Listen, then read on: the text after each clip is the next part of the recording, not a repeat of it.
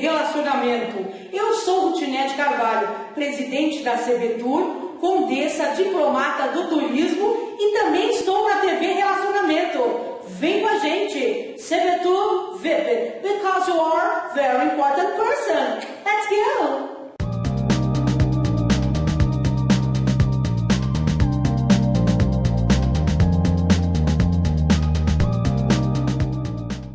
Olá, internautas, iniciamos mais um programa Você é Top. E hoje nós temos aqui uma pessoa exemplar, daquelas que a gente escuta falar e vai checar e realmente é uma figura fantástica. Chico Cabreira, muito obrigado aqui pela tua presença. Eu te agradeço de cara, né, pelo convite, pela possibilidade, né, porque a possibilidade de falar de cultura. Ô Chico, você já nasceu do ventre da sua mãe artista ou em que momento da sua vida que aconteceu isso? A minha mãe queria ser sanfoneira, né? A minha mãe queria ser sanfoneira numa época que mulher não podia fazer nada, a mulher tinha que ser só mulher, enfim. Mas ela já era fora da curva. A minha mãe era fora da curva.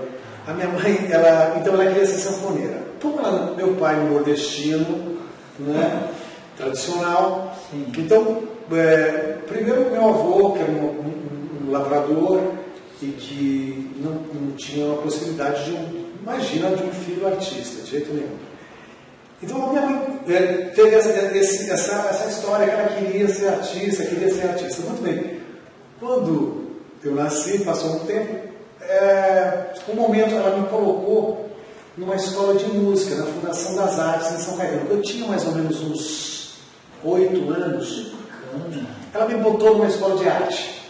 E eu caí numa sala para tocar flauta doce. Então eu fui uma criança que teve uma iniciação musical primeiro. Então eu tocava flauta, aquela coisa, né? Criança tocando flauta na escola. E era uma escola que era paga. Numa época, há 40 e tantos anos atrás, há 50 anos atrás, era caro para o padrão de vida da minha família. Perfeito. E a minha mãe e meu pai se mataram para pagar aquela escola, enfim.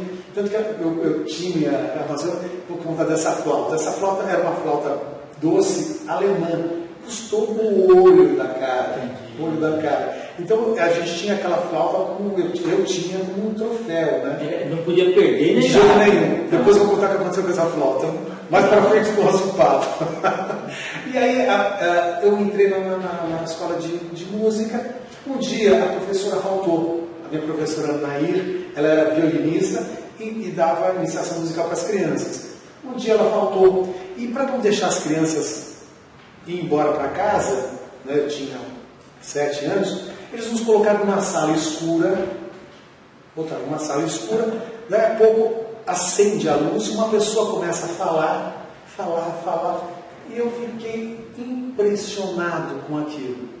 Foi o meu contato com o teatro. Foi sem querer, eu me arrepio porque foi uma delícia. Até hoje eu lembro desse dia que eu sentei no teatro. Muito bem. Passou o tempo, aí eu desisti de tocar flauta, minha mãe ficou muito chateada. Muito bem. Aí eu fui crescendo. Meu pai me botou no escoteiro. Na minha cidade, eu sou de São Caetano. Eu sou tanto que a gente fazia uma bossa por dia. Lobinho, exatamente. Até você já foi lobinho também. E aí, sempre fazer uma boa ação por dia, né? Que é um dos... O Baden-Powell. O Baden-Powell, exatamente, né? E aí, o grupo de lobinhos ia ter uma apresentação de Natal. E a minha mãe avisou a pessoa que tomava conta que eu tocava flauta. E aí eu me apresentei pela primeira vez, talvez com 8 anos, tocando Noite Feliz, sozinho, uma criança tocando flauta. Muito bem. Aí foi seguindo, eu larguei tudo, cresci, fui uma criança normal, como todo mundo, como toda criança. E aí um dia, já estava fazendo colégio, eu trabalhava com um laboratório farmacêutico. Um dia a gente estava no final de aula do colégio, uma sexta-feira, a gente estava num lugar lá, num barzinho em São Caetano, passa um diretor de teatro. passou na nossa mesa, vem cá, vocês não querem fazer teatro? Desse jeito eu comecei a fazer teatro. Interessante. Aí, se você não estivesse lá naquele dia, podia ter sido um vendedor diferente. Talvez eu seria um gerente de marketing, um diretor de marketing, alguma coisa nessa linha. E aí, caí nessa história de teatro. Aí eu trabalhava no laboratório e fui fazer teatro. Que foi uma coisa assim revolucionária na minha vida, porque assim, eu falei, não. E melhorou para você vender também, né? Sim. Eu usava, então, desde o laboratório, eu que meio que dirigia as convenções. As convenções eu acabava dirigindo. Comercial. Enfim, eu ajudava quando ia fazer a convenção. Precisava de alguma coisa artística, as pessoas me diziam, você não quer dar uma olhadinha? Enfim. Aí chegou um tempo, eu era um jovem super bem sucedido dentro da indústria farmacêutica, super bem sucedido, com 23, 24 anos, bem sucedido. Aí eu falei assim, aí eu conheci o teatro.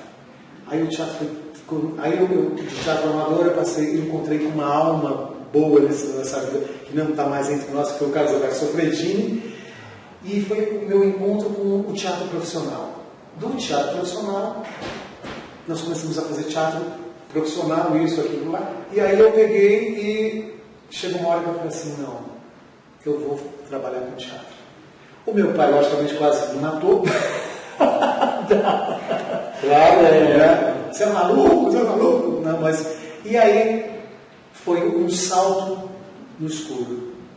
E com este diretor profissional eu aprendi a trabalhar com teatro com um olhar diferente, do amador para o profissional. Do profissional, nós tínhamos uma companhia e que eram jovens atores e cada um fazia alguma coisa. Então eu era o responsável, como sempre fui muito falando, eu era o cara que ia divulgar. Então eu divulgava. Você era o marketing deles. Eu era o marketing, eu era o menino do marketing do grupo. E aí, exato. E aí, este caminhar, o grupo tinha um que era o diretor, né, que comandava tudo, tinha um que divulgava, que era eu, tinha um que vendia demais, um que tinha o contato comercial, então, e 7, 8, 10 jovens atores com muita vontade. Então a gente disputava com os grandes, nós éramos uma companhia. Você estava estruturado, porque assim, sim. Você tinha quem fazia propaganda e quem vendia. Sim. Porque às vezes só o ator, ele não consegue ser um comercial. É engraçado que aí é que está, foi uma das coisas, uma das experiências muito grande, porque eu já tinha experiência em vendas. Sim. Eu tinha uma experiência em marketing. Outro tinha uma experiência em vendas para a escola. Então nós fazíamos, todo mundo divulgava, nós tínhamos público muito. Então eu sempre fui uma pessoa... Era boca a boca, né? O boca a boca que funcionava no teatro. A gente não tinha, né? Celular, essas coisas, internet, não tinha nada. Então eu estava até comentando agora há pouco que assim, a gente para entregar um release, eu sou de São Caetano, eu ia até a Folha de São Paulo, que era aqui na Barão de Limeira, ou eu ia... Estadão lá... O Estadão era marginal aí. Então a gente ia para entregar um release e uma foto naquela época. E eu ia e eu conversava com os... Sempre fui bom de conversa, eu conversava com os jornalistas. Então a gente sempre estava nos roteiros dos jornais, das revistas, e enfim, isso dava uma visibilidade para aquele grupo e a gente tinha público. Muito bem. Aí passou, lógico que todo grupo de teatro um dia briga. Os atores brigam normalmente. E aí nós nos solvemos. Aí eu fui para o nome que tinha? Núcleo STEP, Núcleo de Estética Teatral Popular. Puxa, interessante. Que falava na carreira do Divino, que era isso foi em 85, 86, 87. Né? E aí, passando desse caminho, eu acabei indo para um outro grupo, que eram dissidentes desse grupo, que foi o Dragão 7, e aí onde eu tive contato com as comédias. Martins Pena, com o Noviço, As Desgraças de uma Criança. Neste ponto, a gente briga. Depois eu tenho esse grupo briga, e se dissolve, cada um vai para o seu lado. E aí, um amigo, de lá de trás do STEP, falou, Chico, vamos montar um espetáculo, vai ter um festival aqui em São Bernardo, vamos montar um espetáculo? E aí nós escrevemos, eu e ele escrevemos um espetáculo chamado Um Dia de Piquenique, uma comédia onde 2 clowns passam um dia, e era uma coisa de louco. E nasce a companhia em 92. Aí eu já tinha a minha companhia. Perfeito. A minha companhia. Aí eu não imaginava nunca que eu ia ter uma trajetória tão grande com aquele espetáculo. Um Dia de Piquenique nós fizemos mais ou menos 500 apresentações. Nossa, sensacional. 500 apresentações. Ou seja, 500 horas debaixo do palco, do seu diretor. E quanto tempo demorou para escrever as ideias? Uma semana. Puxa, que interessante, né? Uma semana. E era um espetáculo que pegava. Era um espetáculo que poderia ser feito aqui no Brasil, podia ser feito no Japão, podia ser feito na Austrália. Era temporal, né? Ele era, exato, porque ele tinha uma questão que ele era, o tema era universal, que era a fome, a raiva entre o ser humano, a disputa do ser humano, que ele é comum aqui, ele é comum na Argentina, ele é comum no Japão, era comum nos Estados Unidos, qualquer lugar do mundo. Nós até chegamos a ter um convite para ir para Israel, mas acabou não rolando, enfim. Muito bem, eu vou tentar ser rápido, porque nós temos só 20 minutos, né? Vou tentar resumir a história. Aí, esse espetáculo dá a sequência para um outro espetáculo que foi o Avoar. O Avoar, o Vladimir Capella é um autor falecido, também saudoso, né? O Vladimir Capella era o autor mais premiado no Brasil com teatro para criança. Como a gente já fazia então eu e o Edu resolvemos ampliar o grupo e aí nós fizemos com 6 atores. Ficamos um tempo, aí depois o Vladimir falou assim, pô, você não quer montar um plano de elendas? Eu falei, Vladimir, é muito para mim. Ele falou, não, monta, você tem jeito, vai. Aí eu montei planos de elendas. Hoje nós estamos com mais de 1.400 apresentações. São 21, 22 anos de espetáculos sem patrocinador. Sempre trabalhando com o público. No meio dessas coisas todas, a gente começou a trabalhar, né, lá no Dia de Piquenique, começou a trabalhar e a gente começou a perceber que nós precisamos dar nota fiscal para nós, porque começamos a... Sim, eu acabei vendendo, né, o meu próprio trabalho. Né? O teatro é uma arte que é efêmera, então ele é um produto mais difícil de você comercializar. Então, por exemplo, se você pega, agora vindo para cá, uma pessoa veio me vender amendoim, eu sou doido por amendoim, eu comprei amendoim do cara. Mas o amendoim é uma coisa que você pega. Exatamente. Teatro você não pega, teatro é uma coisa efêmera. Sim. Então, o teatro, nós começamos a vender, as pessoas começaram a gostar, coordenadores. Né? Então, até uma questão que a gente tem assim, nós nem fomos muito sucesso de público. Não fui. Mas eu sempre fui sucesso com quem decide. Então, um diretor de uma escola, um coordenador, um secretário de cultura sempre nos contratou. E parece que você precisa ter uma pessoa jurídica. E aí eu entrei na Cooperativa Paulista de Teatro. Em 99, eu entrei na Cooperativa Paulista de Teatro. Em 2003, eu era o presidente. Em 2003, eu era o presidente da cooperativa. 2003 a 2005, eu tive meu mandato como presidente. Sofri, claro, porque além de tudo, você precisa ter um olhar político, né? Exatamente. Uma questão política. Então foi uma experiência maravilhosa para mim, porque pude, de tudo que eu aprendi ao chegar até lá, né, e por fazer convênios, entender que a importância de convênios, disso aqui, a diretoria me convidou para fazer parte da diretoria. E depois, 2 anos dentro da diretoria, o presidente me convidou a ser presidente. Interessante, não? É por causa da tua capacidade. Aí eu falei, depois que eu saí de lá, eu jurei para mim que eu nunca mais ia fazer nada de cargo eletivo. Muito bem. Passou acho que 1 ano e meio, 2 ou 3, eu estava no Conselho Municipal de Cultura da minha cidade. E aí a gente desenvolveu, eu tinha que voltar para a minha cidade e devolver um pouco de tudo que eu aprendi, eu tinha que devolver para a minha cidade. Né? Porque lá eu aprendi música, lá eu fiz aula de teatro, lá eu fui aluno de teatro. Sim, mas você tem um coração generoso. Porque não é todo mundo faz isso. Eu tinha que devolver. E aí eu trabalhei 6 anos voluntariamente no Conselho Municipal de Cultura pela sociedade civil. E, logicamente, que eu fui presidente do Conselho. Não entrei pensando na presidência do Conselho, mas você tinha que, enfim, fazer essa história. E nós conseguimos aprovar leis, que nós aprovamos o CPF da Cultura, que é o Plano Municipal, o Conselho Municipal e o Fundo Municipal de Cultura, e virou lei em São Caetano. Aí eu me afastei. Falei que nunca mais ia me envolver com nada disso. Encontrei a rede de produtores de teatros independentes. Da rede eu fiquei acho que uns 3 ou 4 anos, fiquei na coordenação da rede. E aí fui chamado para o sindicato, para concorrer ao Sindicato dos Artistas de São Paulo. Porque você é uma missão que a gente tem. Teu senso de liderança é fantástico. Né? Desejo aí muitas felicidades aí. Enfim, e a gente está nesse momento conversando com artistas, mostrando a nossa proposta, quer dizer, tentando, Kenji, humanizar o sindicato, humanizar, trazer o artista de volta para o sindicato. Um resgate, né? Exato, onde ele entenda que o sindicato é um lugar dele, um lugar que ele pode ser abraçado, que ele pode, por exemplo, muita gente tem problema jurídico.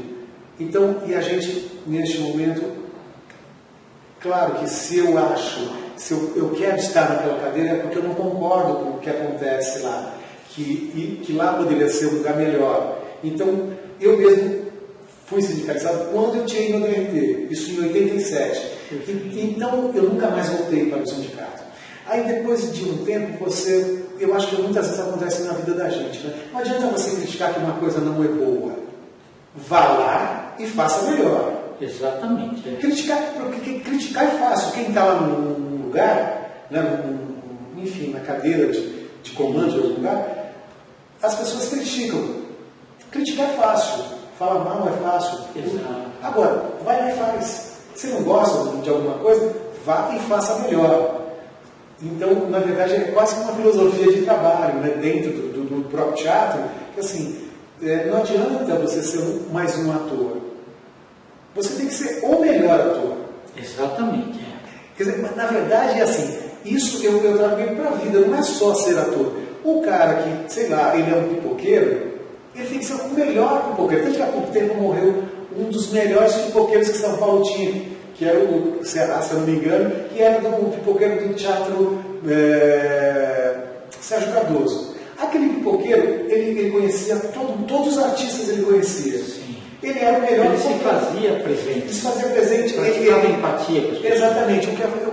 Você, ator, você já tinha passado por uma temporada lá. Eu tinha passado já uma temporada. Você chegava lá, ele te dava pipoca. Por quê? Ele sabia que um dia talvez eu fosse voltar lá. Sim. E que o meu público ia comprar pipoca dele. Perfeito. Então não é em teatro, é em qualquer... Assim, a gente está conversando, mas você que está assistindo, não é só teatro, né? Você tem que ser melhor em tudo, em qualquer momento da sua vida, você tem que ser melhor. Porque mais um está cheio de mais um. É verdade. Ô Chico, nós estamos aí nos instantes finais. Sim. Eu queria que você falasse mais um pouquinho que você é candidato à presidência do Sindicato dos Artistas, né? E como que as pessoas te acessam?